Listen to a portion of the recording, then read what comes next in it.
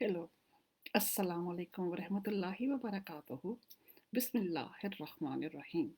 मैं हूँ doctor Naushin Shaikh, New Zealand based psychiatrist. आज हाज़िर खिदमत हूँ अपने part 11 of the understanding of our children के साथ। अभी भी मैं और टीनेज के ईयर्स में नहीं जा रही हूँ, क्योंकि वहाँ पे जाने से पहले एक और चीज़ है जिसकी याद दहानी और जानना बहुत ज़रूरी है, वो है needs, wants and desires.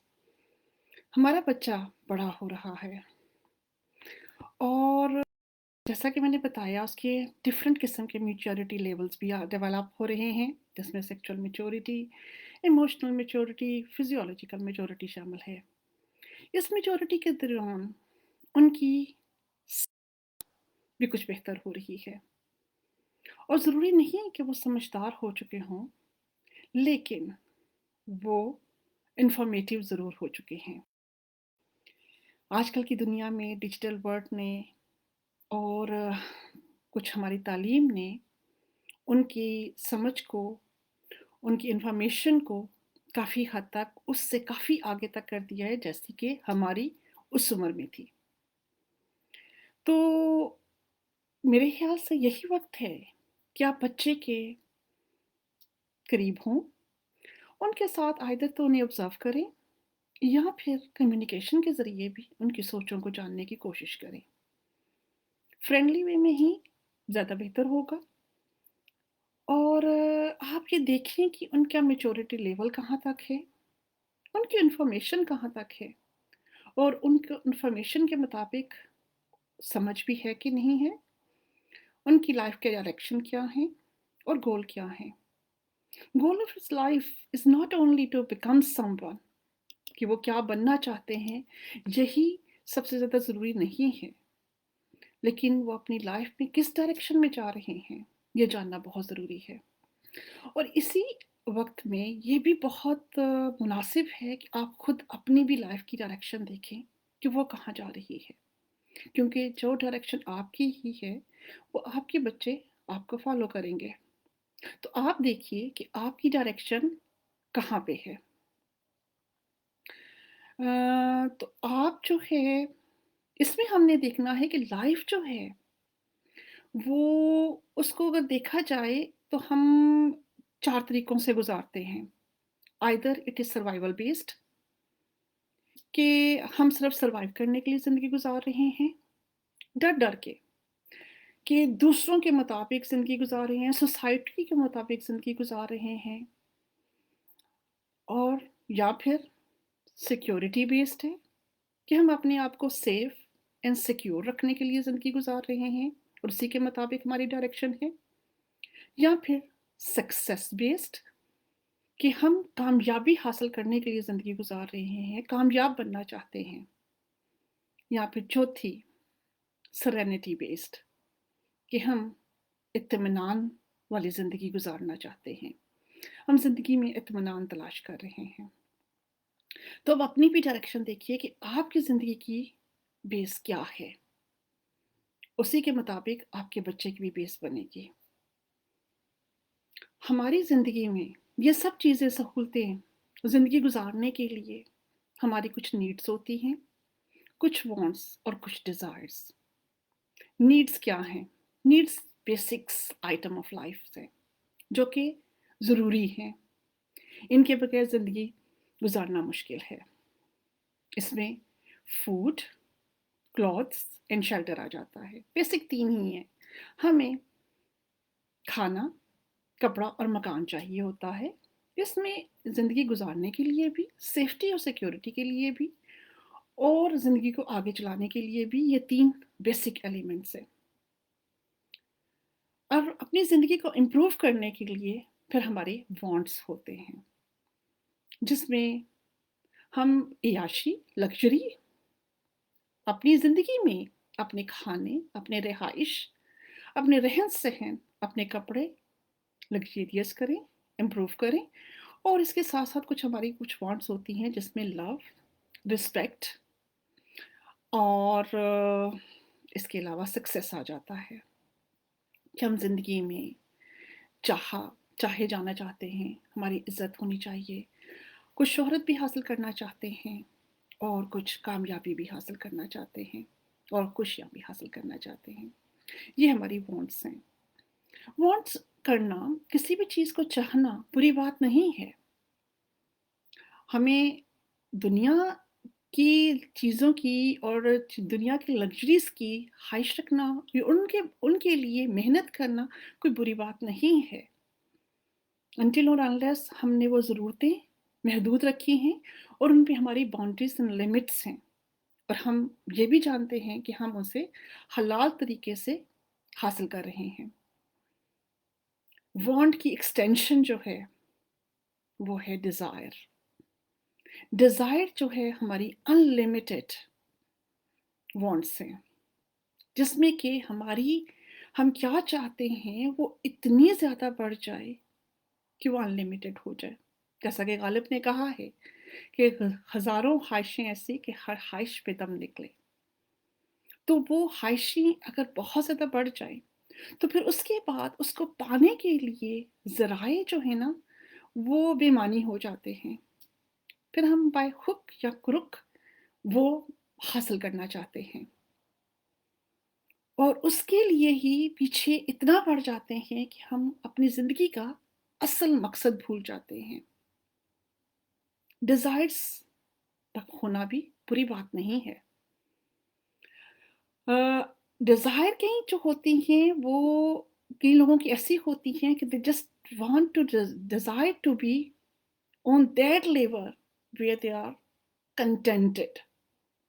Containment का लेवल हर एक का डिफरेंट होता है। कई लोग अल्लाह को पा के कंटेंट हो जाते हैं, कोई लोग दुनिया को पा के कंटेंट होते हैं और कोई लोग दुनिया और दीन दोनों को पाना चाहते हैं और उसमें उनकी कंटेंटमेंट होती है। हमारी डिज़ायर्स जैसा कि मैंने बताया कि अनलिमिटेड हैं। इसी तरह से बच्चों की डिज़ायर्स भी अनलिमिटेड हैं। अगर हमने अभी उस पे चेक और कंट्रोल नहीं रखा, तो वो फिर पता नहीं कहाँ जाएँगी और आप देखते ही रह जाएँगे, पकड़ नहीं पाएँगे। फ्रॉइड साइकोलॉजी का फ़ादर है। उसने इस डिज़ायर को कंट्रोल करने के लिए हमारे अपने अंदर इंटरनल जो हैं फैक्टर्स हैं, उनकी निशानदही की है। हमारे माइंड में उसने 3 लेवल्स ऑफ कॉन्शियसनेस को डिस्क्राइब किया है, जिसमें है id, super ego and ego. It is our unlimited desires. It is pleasure, it acts on pleasure principle कि मुझे क्या चीज़ प्लेज़र चाहिए। इसमें वो तमाम ख़्वाहिशें आ जाती हैं जो कि अखलाकी एतबार से भी और शरई एतबार से भी और दीनी एतबार से भी ममनू भी हो सकती हैं, प्रोहिबिटेड भी हो सकती हैं। क्योंकि दिमाग का एक अनकॉन्शियस पार्ट हमेशा रिबेलियस रहता है, बागी रहता है। ये वो बागी दिमाग है जो हर वो चीज़ करना चाहता है जिसको उससे मना की जा रही है। ये है id, acts on pleasure principle. फिर है super ego. Super ego morality principle पे काम करती है।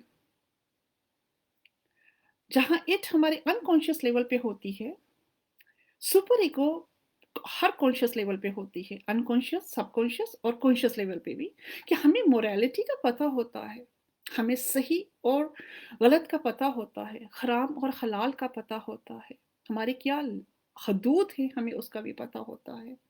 लेकिन कई दफ़ा हमारी समझ उन हदूद को पा नहीं पाती है। तो सुपर ईगो हमारी वो हदूद हैं जो कि हमारा दिमाग हमारा मुतय्यन करता है।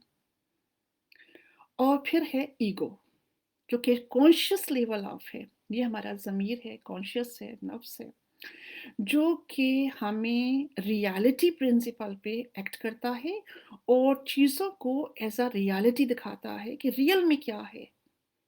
हमारी ख़्वाहिश और हमारी मोरालिटी के दरमियान का रास्ता हमें दिखाता है। अमूमन जो अपनी ख़्वाहिशों के पीछे भागते हैं, वो अपनी ईगो और सुपर ईगो को दबा के अपनी इड पे ही काम करते हैं। कुरान करीम में अल्लाह सुब्हानो तआला ने इसी को कुछ दूसरे तरीकों से बयान किया है। इसमें इड जो है वो नफ्से लवामा है, इड जो है नफ्से अमारा है।